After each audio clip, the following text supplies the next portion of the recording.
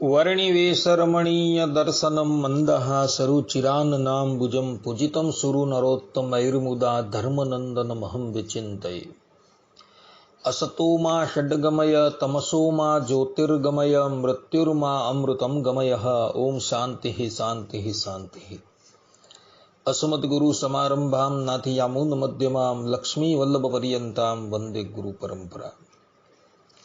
આજની જ્ઞાન સભાની અંદર પધારનારા બધા જ ભગવત ભક્તોને વેદાંતાચાર્ય પુરાણ ઇતિહાસાચાર્ય અને ફિલોસોફી શાસ્ત્રી રાકેશભાઈના હેતપૂર્વક જય સ્વામિનારાયણ। ભક્તો, આજની આ જ્ઞાન સભાની અંદર આપણે બધા ભાદરવા સુધી ચતુર્થી ગણેશ ચતુર્થીની ઉપર થોડી વાત શ્રવણ કરશું। તો બધા જ શ્રોતાઓ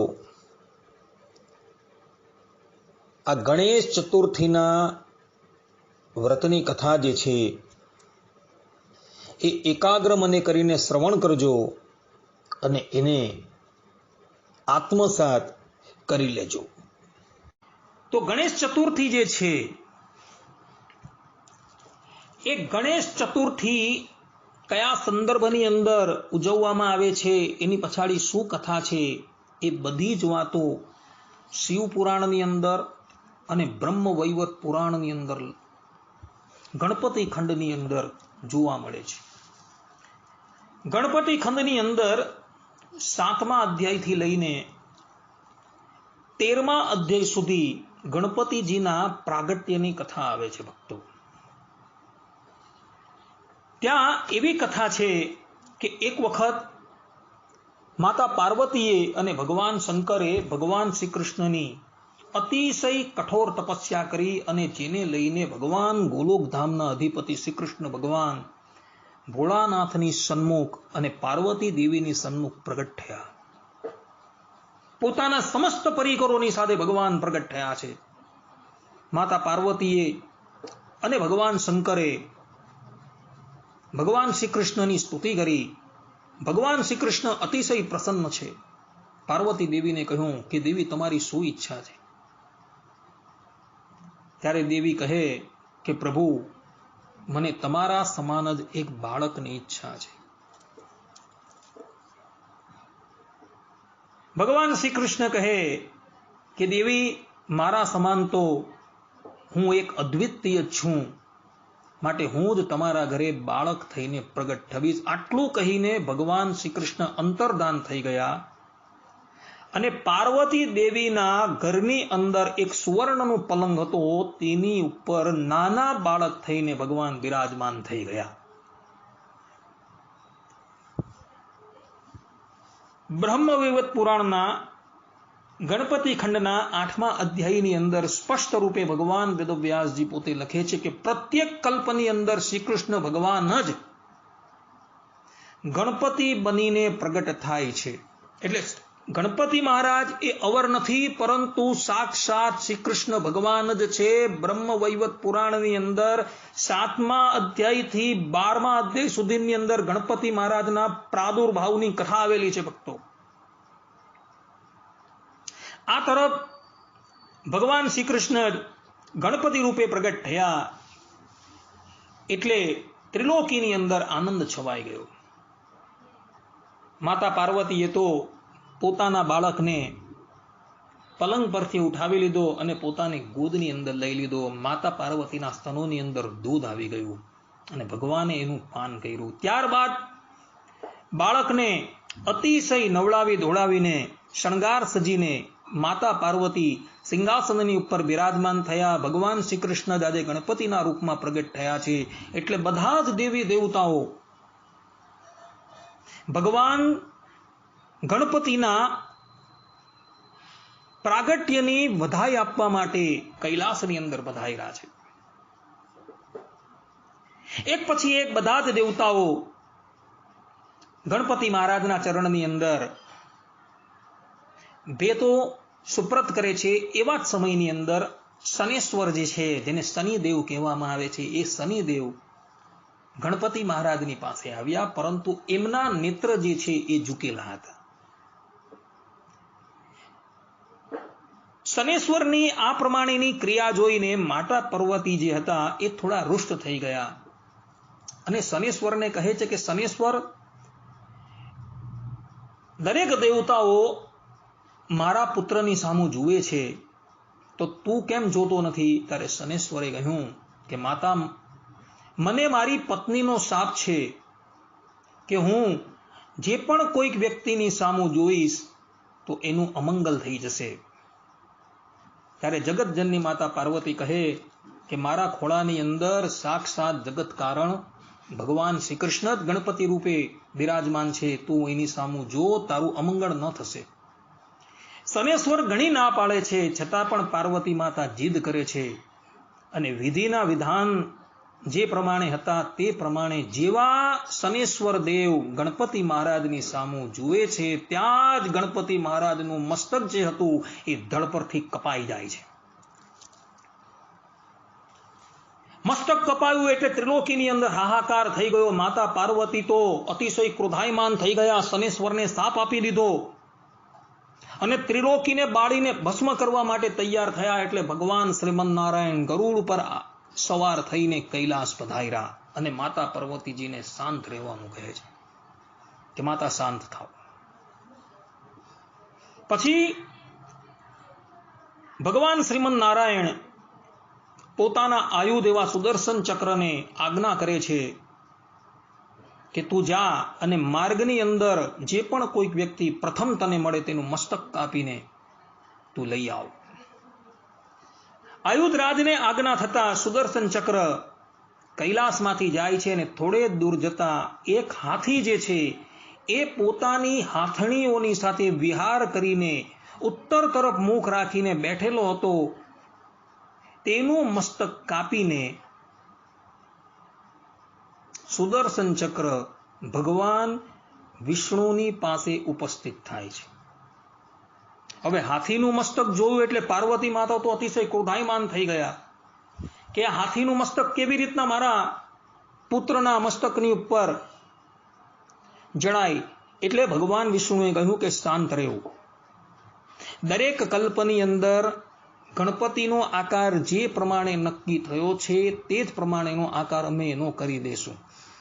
ત્યારબાદ ભગવાન વિષ્ણુએ એ મસ્તક જે હતું તેને પોતાની યોગ માયાથી અતિશય નાનું કરી દીધું અને નયનરમ્ય કરી દીધું અને ગણપતિ મહારાજના ધડની ઉપર મૂકી દીધું. એટલે ગણપતિ મહારાજ જેવા હતા તેવા થઈ ગયા. આ જે હાથી હતો ભક્તો એ બીજો કોઈ ન હતો, પરંતુ એ ઐરાવત હાથી હતો.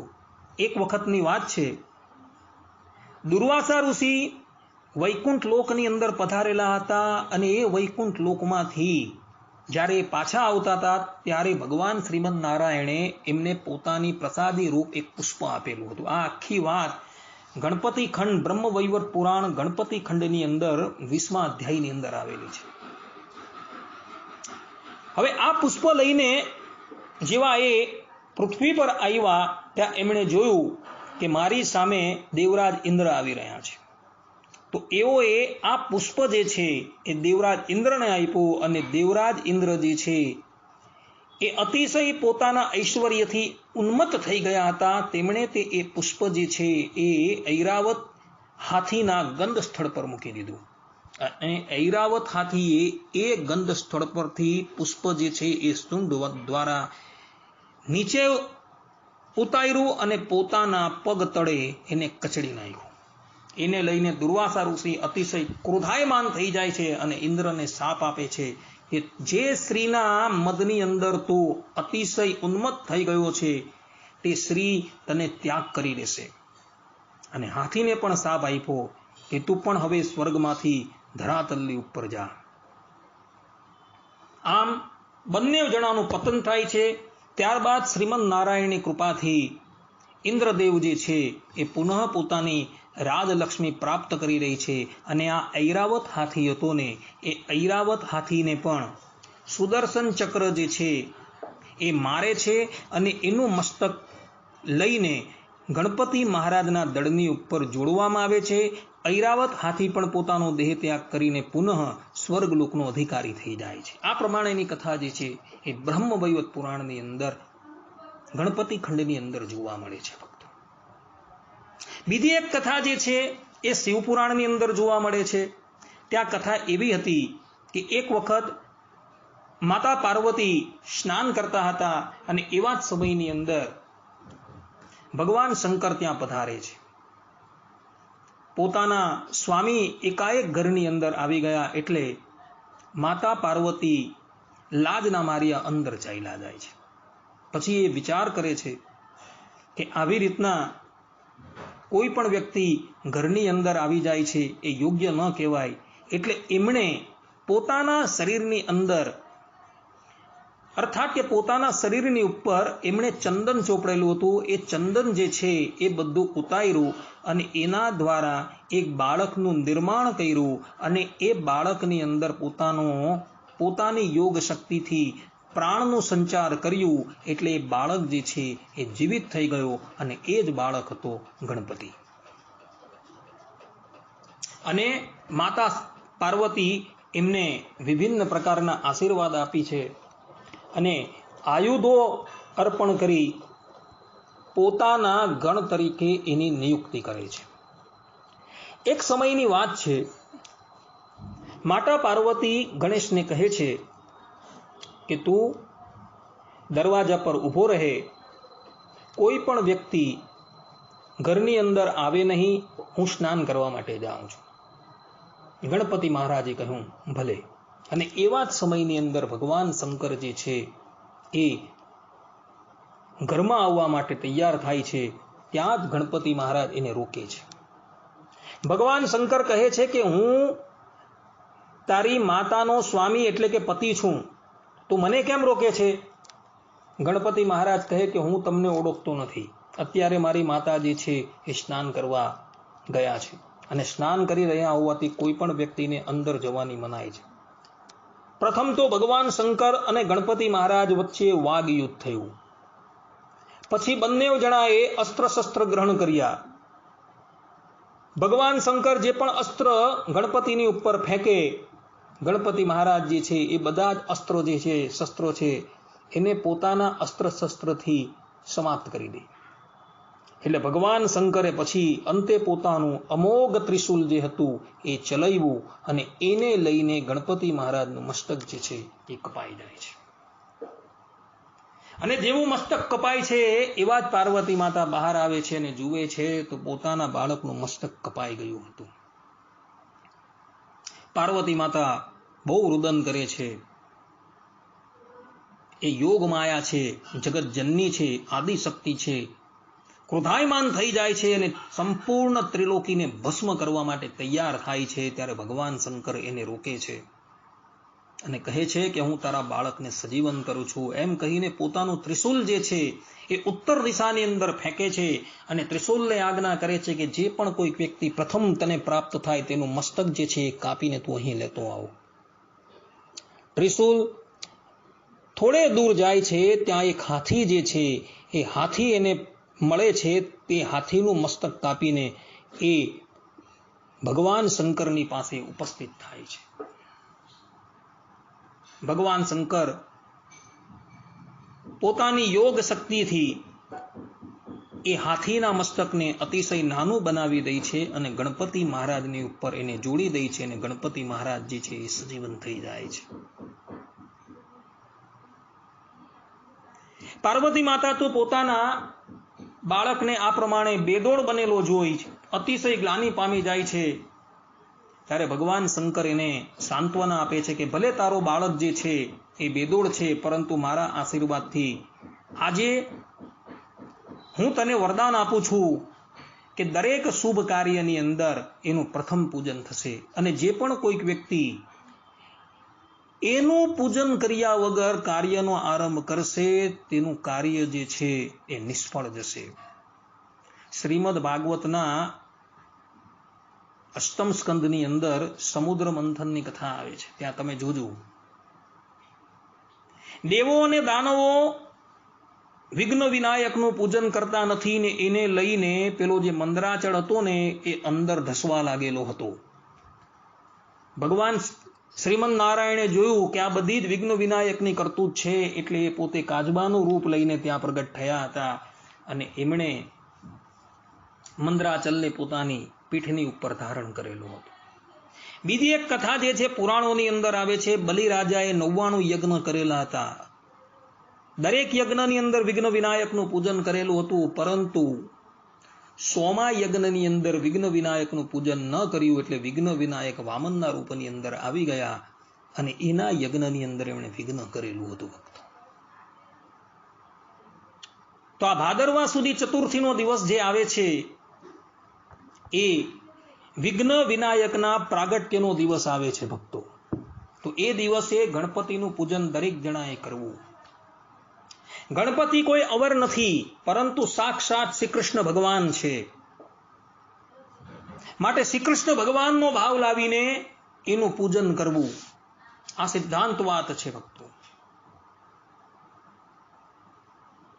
કોઈ પણ વ્યક્તિ આ દિવસે વિઘ્ન વિનાયકની પૂજા કરે છે, એ વ્યક્તિને આખા વર્ષભર દરમિયાન ક્યારેય પણ કોઈ વિઘ્નો આવતા નથી.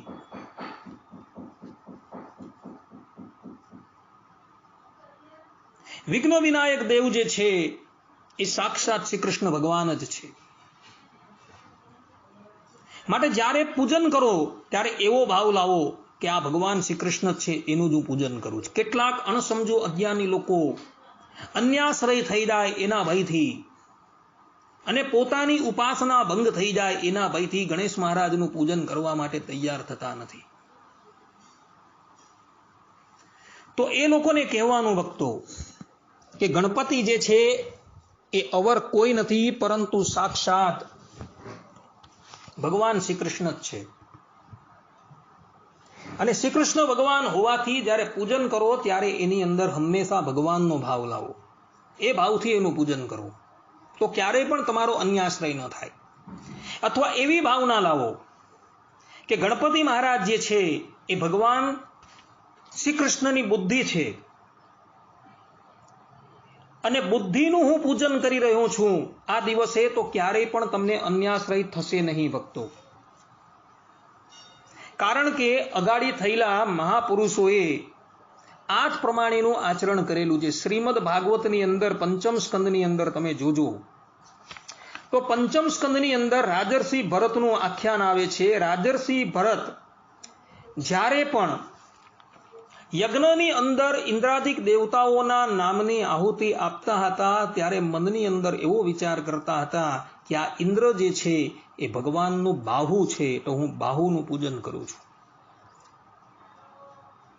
ચંદ્રના નામની આહુતિ આપતા હતા ત્યારે એવું વિચારતા હતા કે હું ભગવાનના મનનું પૂજન કરું છું. રુદ્રના નામની આહુતિ આપતા હતા ત્યારે મનમાં એવું વિચારતા હતા કે હું ભગવાનના આત્માનું પૂજન કરું. તે જ પ્રમાણે યદ્યદ આચરતિ શ્રેષ્ઠ તત્તત એવ ઇતરે જનઃ મહાજનો યેન ગતઃ સપંથાઃ. જે માર્ગની ઉપર મહાપુરુષો ગયા છે તે જ માર્ગ પર આપણે જવાનું છે. ને આપણે પણ ગણપતિ મહારાજનું જ્યારે પૂજન કરવાનું છે ત્યારે આપણે મનની અંદર આ જ ભાવ લાવવાનું છે કે હું ભગવાનની બુદ્ધિનું પૂજન કરું છું, અથવા તો સાક્ષાત મારા આરાધ્ય દેવ ભગવાન શ્રી રામનું પૂજન કરું, શ્રી કૃષ્ણનું પૂજન કરું છું, કે સ્વામિનારાયણનું પૂજન કરું છું. એ ભાવ લાવવાનું છે. આ એક જ દિવસ એવો છે કે તમે ગણપતિ મહારાજની પૂજા જે છે એ તુલસી દલથી કરી શકો છો. બ્રહ્મવૈવત પુરાણની અંદર ગણપતિ ખંડની અંદર એક કથા આવે છે ભક્તો. આ કથા બ્રહ્મવૈવત પુરાણના ગણપતિ ખંડના 46મા અધ્યાયની અંદર આવે છે. કથા એવી છે કે ગોલોક ધામની તુલસી દેવી જે સરસ્વતીના શાપથી ધરાતલની ઉપર પ્રગટ થઈ હતી, ને ગણપતિ મહારાજ પણ પોતે શ્રી કૃષ્ણનો અવતાર હતા, એટલે શ્રી કૃષ્ણ ભગવાન જ ધરાતલની ઉપર ગણપતિ રૂપે પ્રગટ થયા હતા. ગણપતિ મહારાજ એવો નિયમ કરેલો હતો કે હું આ જીવન બ્રહ્મચારી રહેવાનું છું, મારે લગ્ન નથી કરવા. અને એમણે પોતાનું મન જે છે એ તપસ્યાની અંદર લગાવેલું હતું. ગણપતિ મહારાજનું મુખને બાદ કરતા એમનું સંપૂર્ણ શ્રીઅંગ એટલું બધું સુંદર હતું કે કોઈ પણ વ્યક્તિ એમને જોઈને એની તરફ આકર્ષિત થઈ જાય. એક વખતની વાત છે, ગણપતિ મહારાજ તપસ્યા કરતા હતા અને તે તપસ્યા જે સ્થાન પર કરતા હતા ત્યાંથી તુલસી દેવી જતા હતા અને ગણપતિ મહારાજનું શ્રીઅંગ જોઈને એના પર મોહિત થઈ ગયા. એટલે એમણે ગણપતિ મહારાજ પાસે જઈને પ્રસ્તાવ રાખ્યો કે હું તમારું વરણ કરું છું. ત્યારે ગણપતિ મહારાજ કહે છે કે દેવી, અમે આ જીવન બ્રહ્મચર્ય વ્રત પાળવાની પ્રતિજ્ઞા લીધેલી છે, માટે હું તમારી સાથે લગ્ન ન કરી શકું. તુલસી દેવી ઘણી વિનંતી કરે છે, પરંતુ ગણપતિ મહારાજ જે છે એ માનવા તૈયાર નથી. એટલે ગણપતિ મહારાજને તુલસી દેવી શાપ આપી દે છે કે જાઓ, હું તમને શાપ આપું છું કે તમારે પણ લગ્ન કરવા પડશે અને તમારું શરીર જે છે એ બેદોળ થઈ જાય. એટલે ગણપતિ મહારાજ પણ કારણ વગર આ પ્રમાણે શાપ પ્રાપ્ત થયો. એટલે એ પણ ક્રોધાયમાન થઈ જાય છે અને કહે છે કે હું પણ તને શાપ આપું છું કે આજથી તું હંમેશા ખરી પડશે અને મારી પૂજાની અંદર તારો ઉપયોગ નહીં થશે. ગણપતિ મહારાજની વાત સાંભળી તુલસી દેવી ગણપતિ મહારાજના ચરણમાં પડી જાય છે. ત્યારે ગણપતિ મહારાજ એને આશીર્વાદ આપે છે કે એક ભાદરવા સુધી ચતુર્થીને બાદ કરતા મારી પૂજાની અંદર તારો ક્યારેય પણ ઉપયોગ થશે નહીં. આ પ્રમાણે એમને આશીર્વાદ આપે છે. ભગવાન સ્વામિનારાયણે પણ સત્સંગી જીવનના ચતુર્થ પ્રકરણની અંદર 56મા અધ્યાયની અંદર સ્પષ્ટ રૂપે કહ્યું છે કે વર્ષ મધ્યે આ પ્રાદુર્ભાવ મહોત્સવ અર્થાત કે વર્ષ મધ્યે આ પ્રાદુર્ભાવ મહોત્સવ સમયે તે ગણપતિ મહારાજની તુલસી દલવલે પૂજા કરવાની છે, અન્ય દિવસે નહીં. એમ સ્પષ્ટ રૂપે સત્સંગી જીવનના ચતુર્થ પ્રકરણના 56મા અધ્યાયની અંદર 22મા શ્લોકની અંદર કહ્યું છે. એટલે આ દિવસે એટલે કે ગણેશ ચતુર્થીને દિવસે એક જ દિવસે ગણપતિ મહારાજની પૂજા તમે દુર્વાને બદલે તુલસી દલથી કરી શકો છો. ભક્તો, ભગવાન સ્વામિનારાયણ સ્વહસ્તે લખેલી શિક્ષાપત્રીની અંદર આચાર્યના ધર્મની અંદર પોતે કહે છે, ભાદ્ર શુક્લ ચતુર્થ્યામ ચ કાર્યમ વિઘ્નેશ પૂજનમ. અને ભાદરવા સુધી ચતુર્થીને દિવસે ગણપતિ મહારાજની પૂજા કરવી. શ્લોક નંબર 127.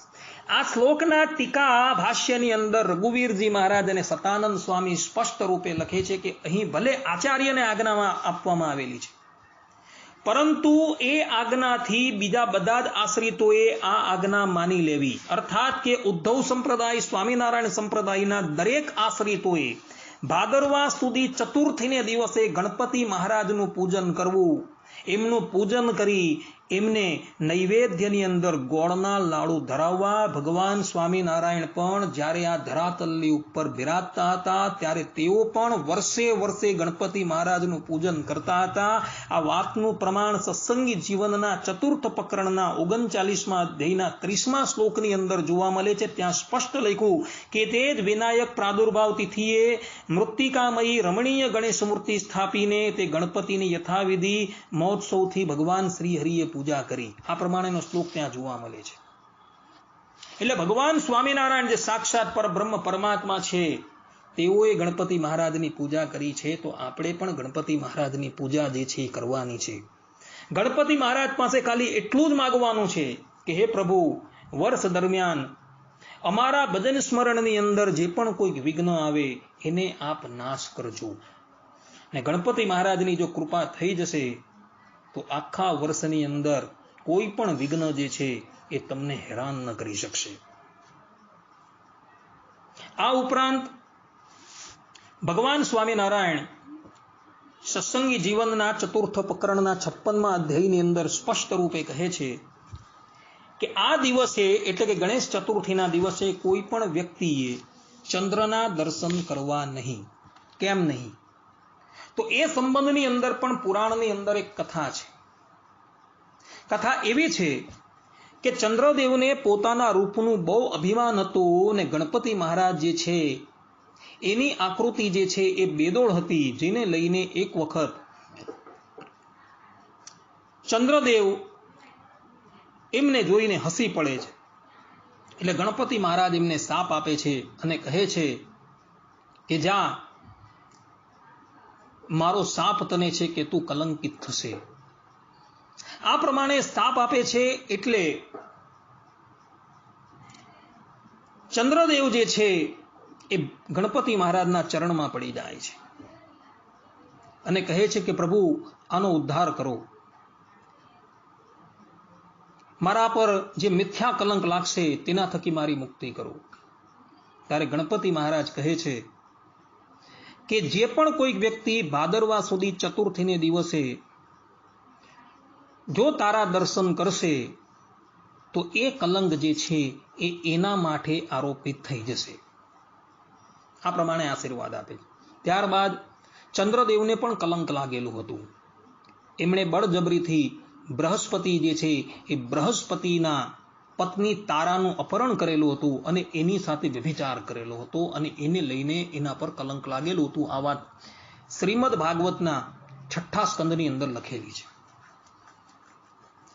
એટલે દરેક વ્યક્તિઓએ ભાદરવા સુધી ચતુર્થીને દિવસે ક્યારે પણ ચંદ્ર દર્શન કરવા નહીં. ભગવાન શ્રી કૃષ્ણથી ભાદરવા સુધી ચતુર્થીને દિવસે ચંદ્રના દર્શન થઈ ગયા હતા, જેને લઈને એમના પર મિથ્યા આડ આવેલો હતો. શ્યમંતક મણિ ભગવાન શ્રી કૃષ્ણએ ચોરેલો છે એવો મિથ્યા આડ સત્યભામાના પિતા સત્રાજીત યાદવે લગાવેલો હતો. ભગવાનને તો આમ કોઈ પણ જાતનો દોષ નથી, પરંતુ ચંદ્રદેવ એ દરેક લોકોને પીડતા હતા. તો દરેક ભગવદ ભક્તોની એ પીડા દૂર કરવા માટે ભગવાન શ્રી કૃષ્ણએ પોતે સામે ચાલીને આ ચંદ્રના દર્શન કરેલા હતા અને એને લઈને પોતાની ઉપર સ્વયં આ મિથ્યા આડ જે છે એ લાગાવેલું હતું. અને ત્યારબાદ એ મિથ્યા કલંક ભગવાને પોતે જ સત્ય વસ્તુની સિદ્ધિ કરીને એ મિથ્યા આળ જે છે એ પોતા પરથી દૂર કરેલું હતું. અને તેને લઈને શ્રીમદ ભાગવતની અંદર સ્પષ્ટ રૂપે 10મ સ્કંદના 56 અને 57માં શ્લોકની અંદર 57માં અધ્યાયની અંદર અંતે સ્પષ્ટ રૂપે ભગવાન વેદવ્યાસજી લખે છે કે જે પણ કોઈક વ્યક્તિ આ શ્યમંતક મણિની કથા સાંભળશે કે એનો પાઠ કરશે, તેના પરથી મિથ્યા કલંક દૂર થઈ જશે. અને તે દિવસથી સનાતન ધર્મના જેટલા પણ મહાત્માઓ હતા તે લોકો સ્પષ્ટ રૂપે દરેક મુમુક્ષુઓને આજ્ઞા કરે છે કે જે પણ કોઈક વ્યક્તિ ભાદરવા સુધી ચતુર્થીને દિવસે ચંદ્રના દર્શન કરી દે અજાણતાથી કે જાણી જોઈને, તો તેઓએ શ્રીમદ ભાગવતના 10મ સ્કંદની અંદર આવેલી શ્યમંતક મણિની કથા જે 56 અને 57માં અધ્યાયની અંદર આવેલી છે તેનું પઠન કરવું, અથવા તો વિષ્ણુ પુરાણની અંદર ચતુર્થ અંશના 13મા અધ્યાયના 42મા શ્લોક એનું ગાન કરવું. સિંહ